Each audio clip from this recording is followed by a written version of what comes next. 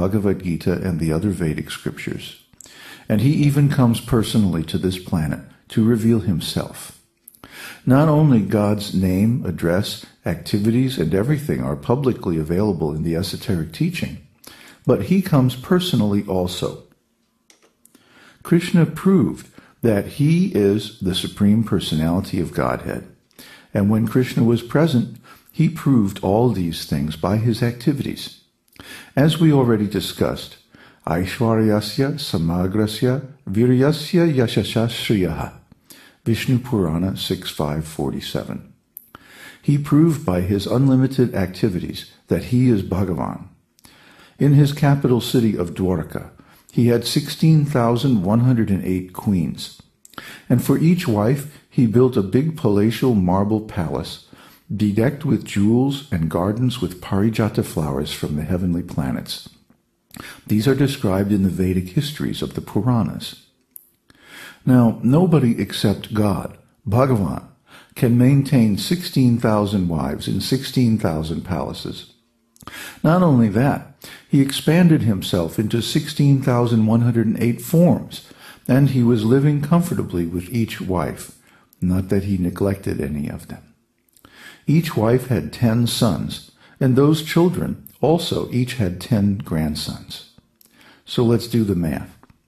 16,108 wives plus 161,080 sons plus 161,080 daughters-in-law plus 1,610,800 grandsons.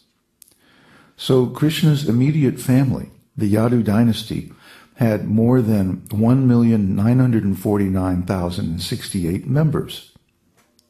So even if you study from the material point of view, when Kṛṣṇa was present, he proved that he's Bhagavan. Bhagavan does not mean someone with a big beard who becomes God by some kind of meditation. Kṛṣṇa never became Bhagavan by meditation. He was not a phony, manufactured God. He's always God, eternally God. When Kṛṣṇa was on the lap of his mother Yashoda, he was God. The Putana demon came to kill him, but Kṛṣṇa killed her. In this way, if we read the life of Kṛṣṇa given in Srimad Bhagavatam, he's proved that he is Bhagavan. And not only he proved it himself, but all other great authorities accepted him as Bhagavan. There are 4 prominent Vaishnava acharyas in this millennium, one for each of the 4 Vaishnava lineages, and one great Mayavad acharya, Shankaracharya. Shankaracharya also, although he is inclined to the impersonal feature of the Lord, accepted Kṛṣṇa. Sa Bhagavan Svayam Kṛṣṇah. He declared, Narayana Parovyakta. Kṛṣṇa is the Supreme Personality of Godhead, Narayana, in his Gita Bhashya.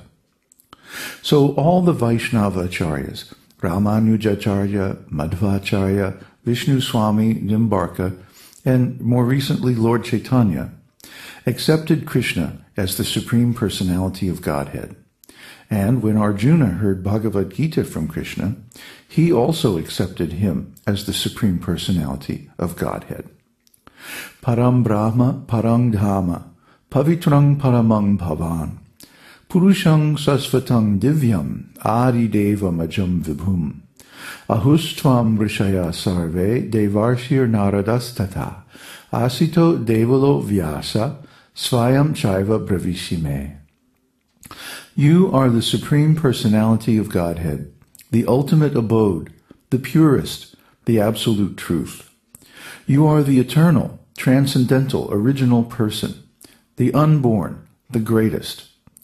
All the great sages such as Narada, Asita, Devala, and Vyasa confirm this truth about you, and now you yourself are declaring it to me. Bhagavad-gita 10:12.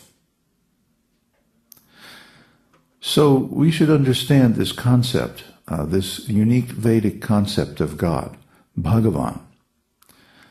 Just like if you look up the word God in the dictionary, what does it say? It says the creator or controller of this material universe, who is, the basis or the center of many religions. Well, that sounds actually more like Lord Brahma than Kṛṣṇa. As I said before, Kṛṣṇa is God on vacation. He doesn't have any work to do. He's not taking a lot of trouble to come to this material world. And even when he does, he basically enjoys with his friends.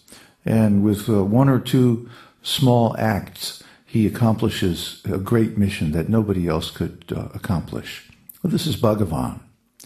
Bhagavan means one who is full with 6 kinds of spiritual opulences. So then, what about the creator? Or what about the maintainer? What about the destroyer of this material universe? Or who are they? Well, like it says in Srimad Bhagavatam, Ete changsha kala pungsha, that they are all expansions or expansions of expansions. Now, just like this phrase, Supreme Personality of Godhead, which is a unique phrase coined by my spiritual master to translate this particular verse, Kṛṣṇas tu Bhagavan Svayam.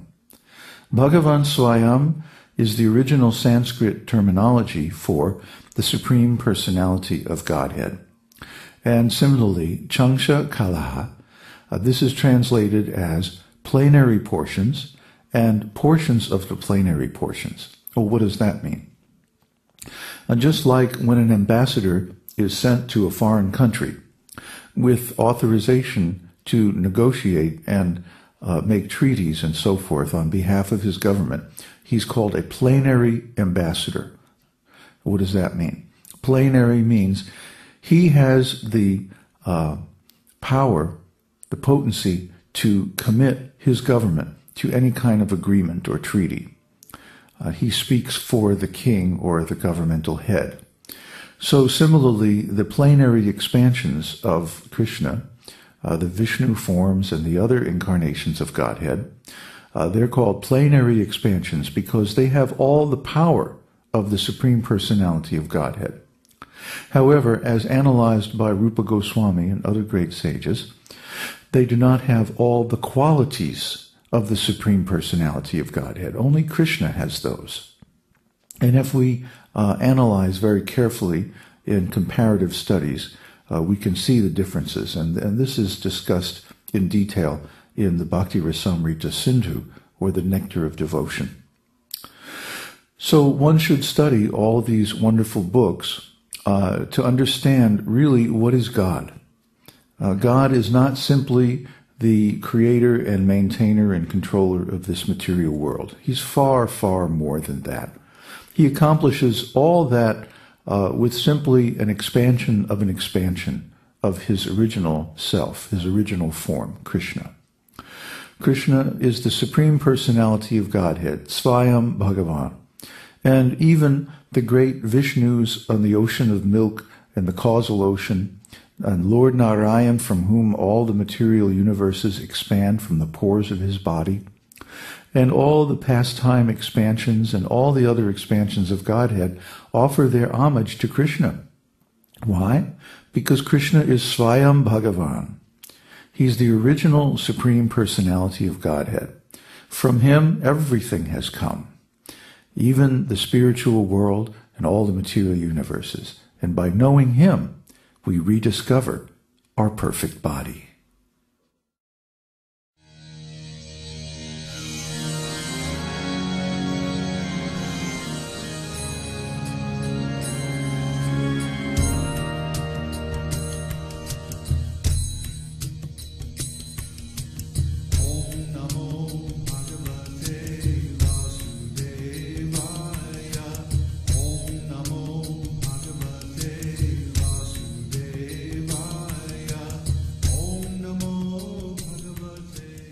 We hope you've enjoyed this edition of My Perfect Body.